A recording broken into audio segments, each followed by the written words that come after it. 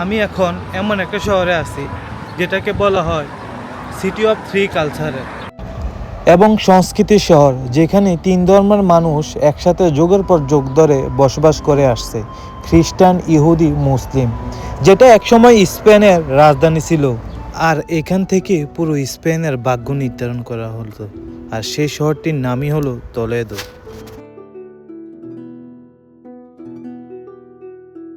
আসসালামু আলাইকুম, WhatsApp beautiful people, সবাই কেমন আছেন? আশা করি ভালো আছেন। Welcome to my another blog video. তো এখন আমি আছি তোলেদোতে।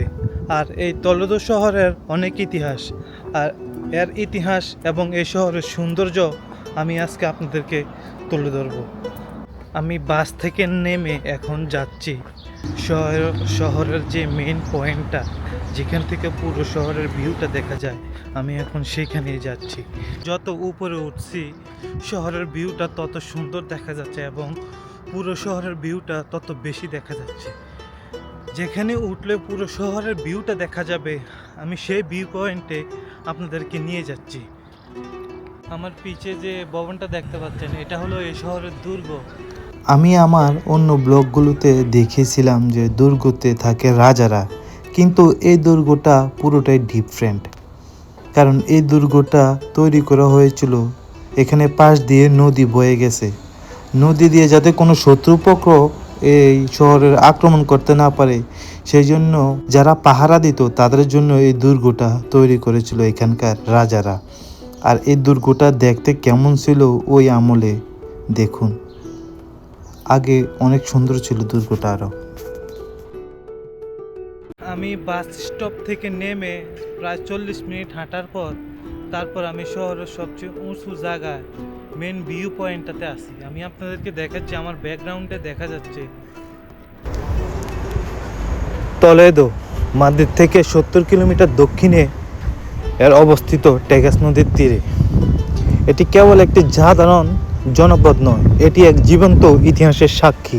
1986 সালে ইউনেস্কো এটিকে বিশ্বের ঐতিহ্যবাহী স্থান হিসাবে স্বীকৃতি দেয়।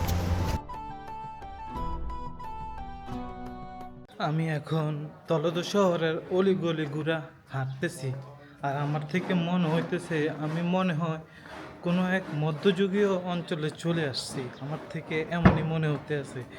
এখানকার যে সব কিছু পুরনো পুরনো রাস্তাঘাট, ঘরবাড়ি, এই সবগুলো জিনিস এখানে অনেক পুরাতন, হাজার বছরের পুরাতন। আমার সামনে যে ট্রেনের মতন গাড়িটা দেখতে পাচ্ছেন, এটা হলো পর্যটনের জন্য এই গাড়িটা। এটাতে বসে পুরো শহরটা আপনি ঘুরতে পারেন। খ্রিস্টপূর্বে 193 অব্দে রোমানরা এটি দখল করে এর নাম দেয় তোলেদো।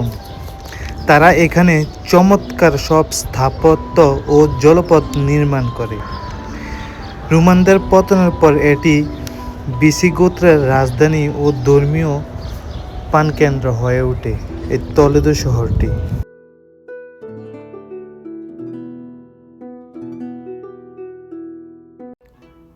ভিসিগত বলা হতো জার্মানি উপজাতিদেরকে। তারা 500 থেকে 700 খ্রিস্টাব্দ পর্যন্ত এই শহরটিকে রাজ করে। তারপর 711 থেকে 1085 খ্রিস্টাব্দ পর্যন্ত এটি মুসলিমরা শাসন করে। 711 খ্রিস্টাব্দে তারেক বিন জিয়াদের নেতৃত্বে মরক্কো মুসলিম বাহিনীর স্পেন জয় করে। মুসলিম শাসন আমলে এই শহরটির নাম দেয় তুলা। মুসলিম শাসন আমলে তোলেদো শিল্প, বিজ্ঞান, দর্শন ও বাণিজ্যের এক বিশ্ব সেরা কেন্দ্র পরিণত হয়।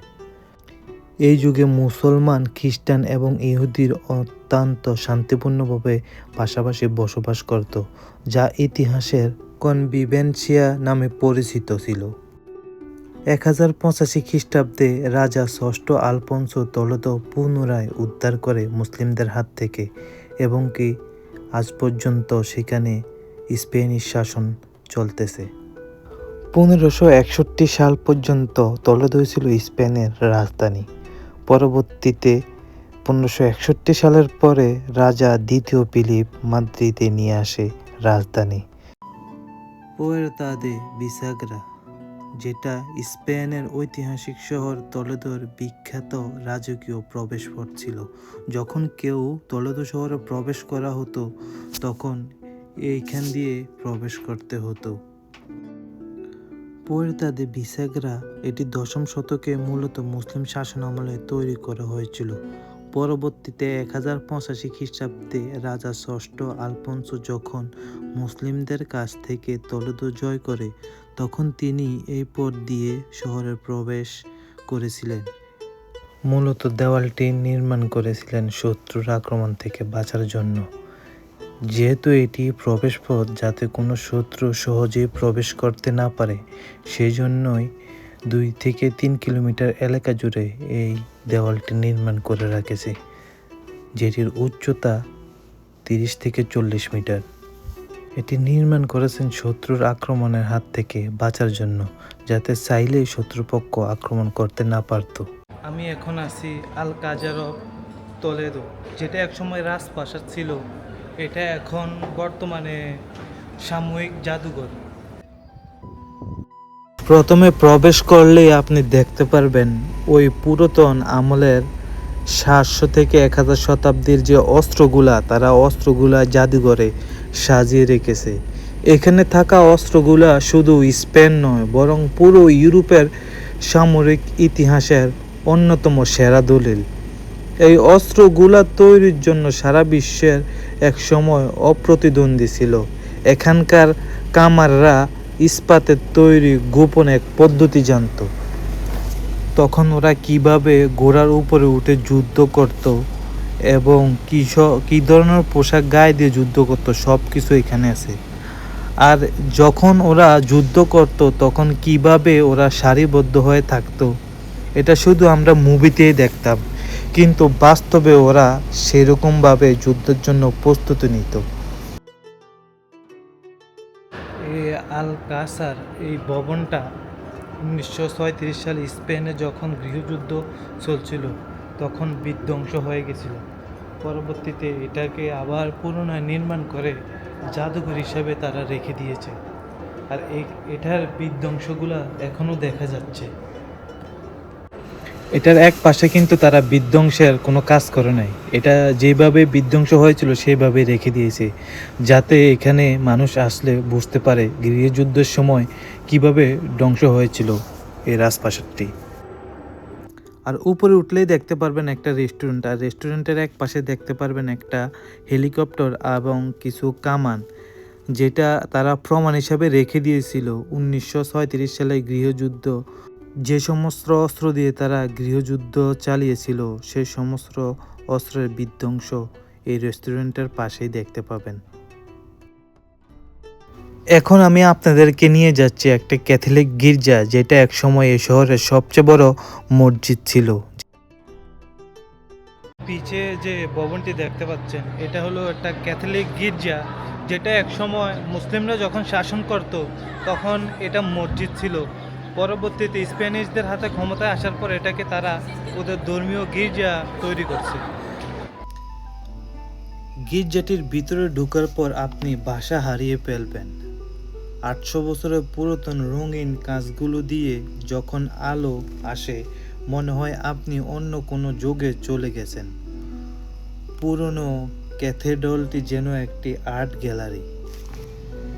যে ভবনটি আগে মুসলিম আমলে একটি মসজিদ ছিল, এখন এটি স্পেনের ক্যাথলিক শক্তির কেন্দ্রবিন্দু।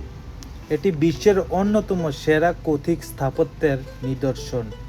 এটি ক্যাথেড্রালের এক অদ্ভুত শিল্পীকর্ম।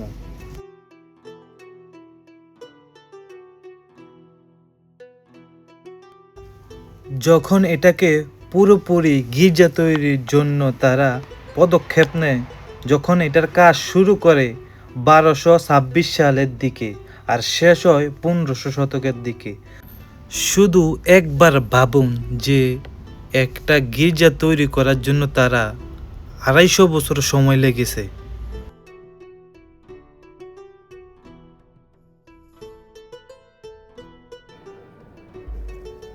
এবং এখানে সোনা দিয়ে মোড়ানো এমন সব কারুকাজ আছে যা দেখে আপনার চোখ বাঁধিয়ে যাবে।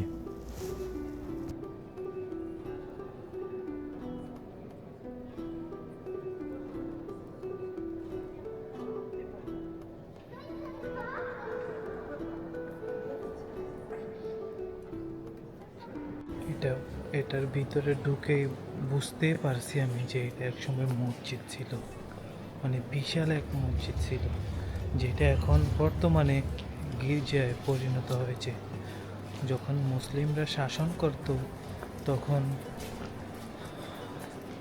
এটা মসজিদ ছিল।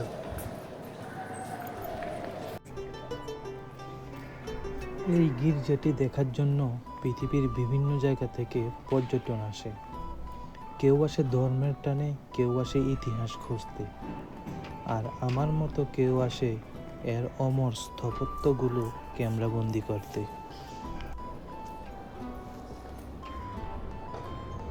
টলেদো আসলে অবশ্যই গির্জাটা ঘুরে যাবেন। কী কারণে ঘুরে যাবেন আমি বলছি।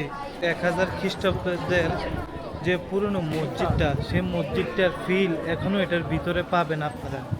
তো এটার ভিতরে ঢুকতে হলে আপনাদেরকে 12 ইউরো টিকিট কাটতে হবে। যে গির্জাটার একবারে অপোজিট পাশে সামনেই এর কাউন্টার। 12 ইউরো করে আপনারা টিকিট কেটে ঢুকে ঘুরে আসবেন। এখানে ঢুকলে আপনারা মসজিদের একটা ফিল পাবেন। কত সুন্দর করে নির্মাণ করেছিল মুসলিমরা, কিন্তু এখন এটা বর্তমানে গির্জায় পরিণত হয়েছে। আমি এখন বাইর হয়ে গির্জাটির সামনে দাঁড়িয়ে আছি। পৃথিবীর বিভিন্ন প্রান্ত থেকে গির্জাটিকে পরিদর্শন করতে বছরে 1 থেকে 2 মিলিয়ন মানুষ আসে। আর এর যে বিশাল বিশাল টাওয়ারগুলো দেখতে পাচ্ছেন, এগুলোর উচ্চতা 302 ফুট।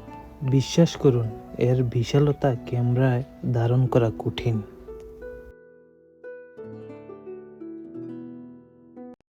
তো গাইস, আজকের ব্লগটা এ পর্যন্তই। সামনে নতুন কোনো ব্লগ নিয়ে আসবো। তো এ পর্যন্ত আপনারা ভালো থাকবেন।